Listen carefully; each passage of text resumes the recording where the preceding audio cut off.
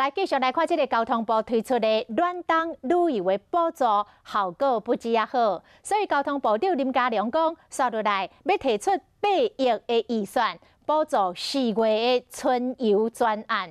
初步的规划，无分年龄甲县市，每一个人带一枚补助500块。也毋过大部分的乡亲拢讲500块伤少咯。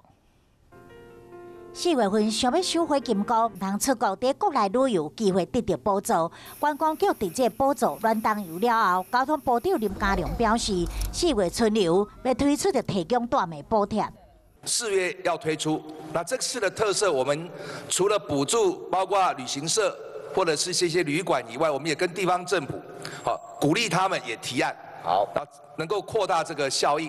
那预算我们目前大概有这个8亿。 初步了解，这回春游专案无限年龄，补助地区全台适用，每一个人拢有大枚补助500块。不过，照目前台湾5星的饭店，平均一暗10000外块，4星的5000外，3星级的嘛要3000多块来看。敢若补助500块，有民众感觉伤少。住宿的预算大概会抓多少？3000以上吧，2、3千吧。所以补助500，你觉得没什么用啊？你最起码要有2000、3000。你现在一般，你吃饭，对不对？你起码说100多块。